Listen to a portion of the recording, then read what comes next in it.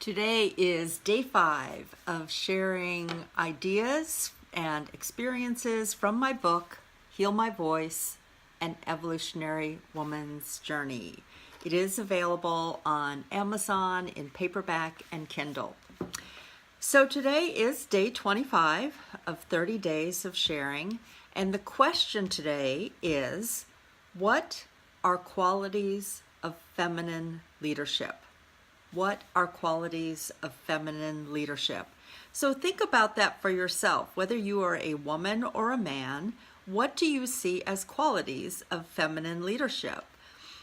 Before I read from the book, I'm going to just share that some of the most valuable mentors who I had in my life, who were men in the late 80s, early 90s, when I was really starting my career, were men who had balanced feminine and masculine qualities.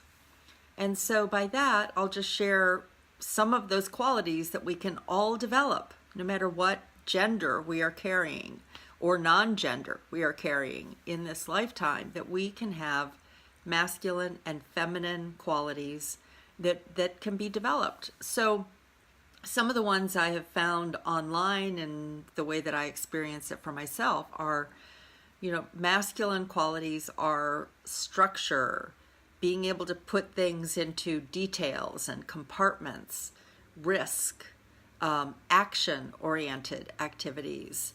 And the feminine qualities that I see and embrace are creativity, feelings, being, collaboration, holistic approach, empathy. The holistic is being able to see where everything's connected.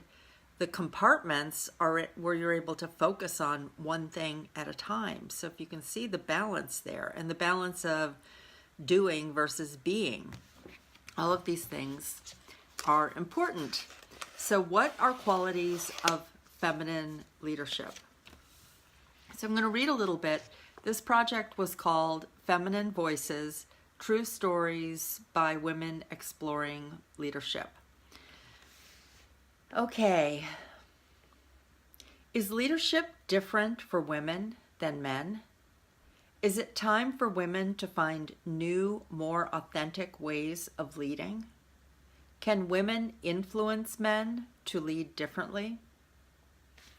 The intention for the Feminine Voices program in 2014 was for each woman to look at past experiences with leadership, to explore and examine her leadership style, to dissect each situation, to discover her authentic expression, and to ask questions about what it means to be a woman leader now.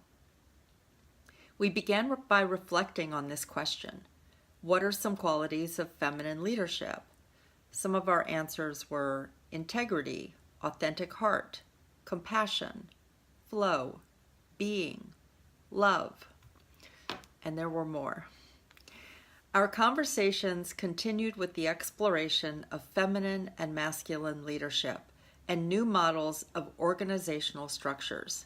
We shared videos, articles, and stories while we listened to TED Talks about leaning in and pushing back, articles that included the examination of changing corporate culture to enable women's success, and vulnerability as power. We independently took other classes to further our personal growth. Classes with words in the titles like priestess, power, sensuality, Mother Mary, feminine process, the red tent, the passion test, the desire map, and untamed you. One of the authors, Monisha Mittal, saw a sign in the first month of the program and posted it in the group. Good things are happening. New entrants under construction. The words under construction were a good description of what each of us took on as we deconstructed, then reconstructed who we are as leaders now. I'm going to skip ahead and read 2 more paragraphs. The experience of holding space for the women in this group stretched me past my discomfort zone. And to be blunt, I had a year in my personal life where my people-pleasing and nice girl acquiescing style of community building got her ass kicked out the door. On some of the early community calls, I led with tears as I expressed the feelings of deconstructing and falling apart before the new emerged. There was so much discomfort in my body, and I was feeling and processing the deconstruction, the destruction of people-pleasing. Luckily, I was living in a house with people who understood, accepted, and supported my walking around the house in my messy emotions of tears, fears, and anger. Letting go of old leadership styles and birthing something new is just like the birthing of a human being. There are feelings, and it is messy. Every time I have led a Heal My Voice project, whether it was the 9-month programs that were very intense, or a shorter program like 30 days of writing, or the writing incubators that are 90 to 100 days, something in me is released. Let's just say that, so that whatever I'm exploring, whatever intention I set, even as I'm leading, I don't have it all figured out. I mean, if I did, how boring would that be to have all the answers instead of going on the ride of this exploration? Because the power in community and setting intention and then having creative self-expression like writing, it's an opportunity to start to reveal more of who we are. And I hope that I am continuing to learn things about myself, continuing to reveal new, continuing to have new awareness until I take my last breath. And even then, I believe that will be another adventure.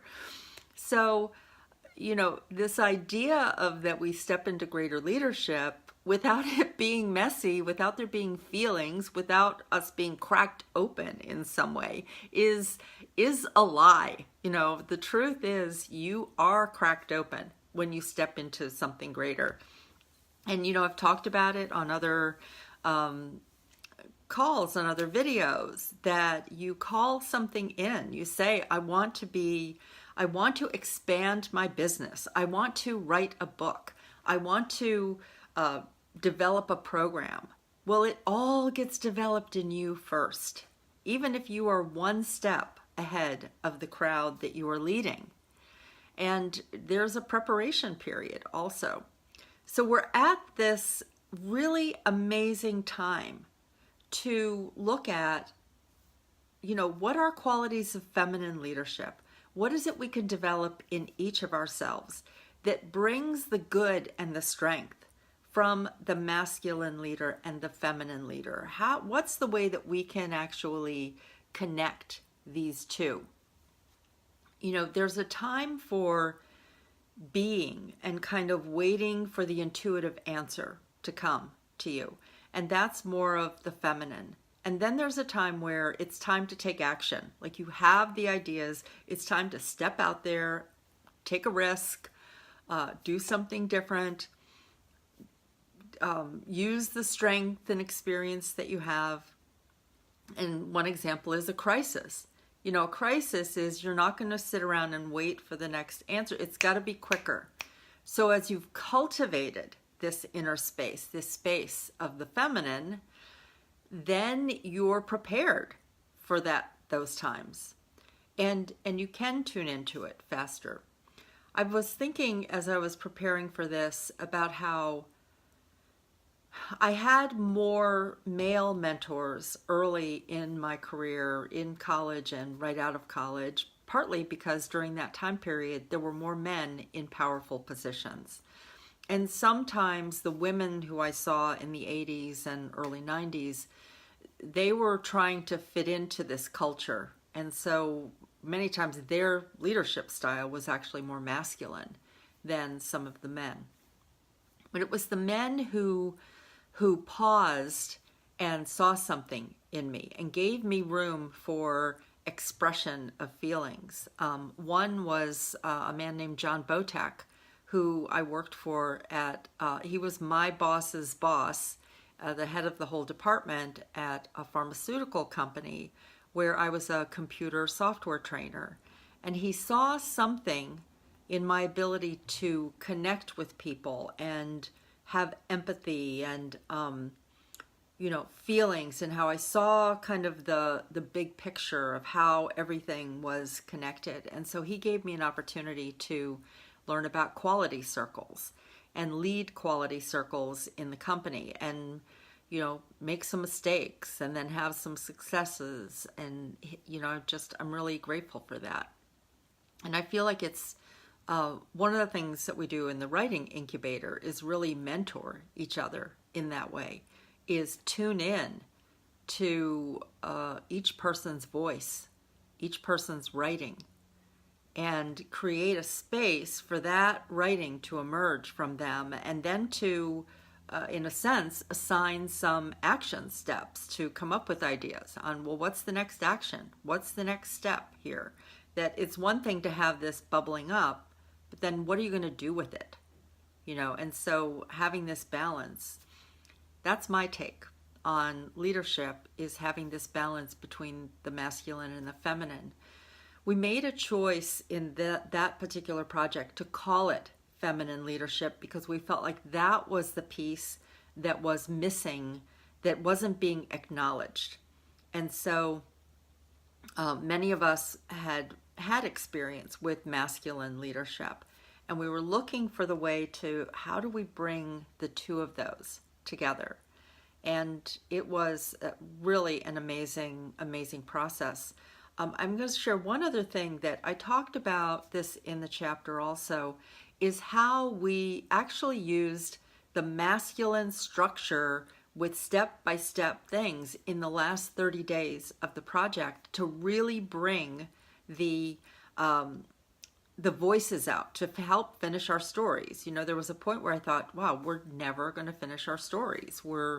This has gone on a couple months longer. We've been, there was so much healing that was happening, like me getting my people-pleasing ass kicked to the curb, that we needed time for the integration. In that book, I finally wrote the Heal My Voice story of answering the calling to heal my voice. But it was really the structure. It was the step-by-step. It was the accountability. It was the masculine that brought our stories into completion. So I just want to say, we call it feminine voices, but feminine voices, they were women who were learning how to balance their masculine and feminine energy to bring that together in leadership. Okay, that's it for today. The question is, what are qualities of feminine leadership? And I would really encourage you to look at that in your own life. What are the masculine and feminine? Where are your strengths? What are the areas you might label as weaknesses that could, require a little extra attention? So look at that for yourself, and even look around at who are leaders who you admire. In your past, your present, people who you even see in the news right now. Who are leaders who you admire, and what are the qualities that they have that you admire? All right, we need leadership at the dinner table, in our communities, in our businesses, and in the world. So let's do it.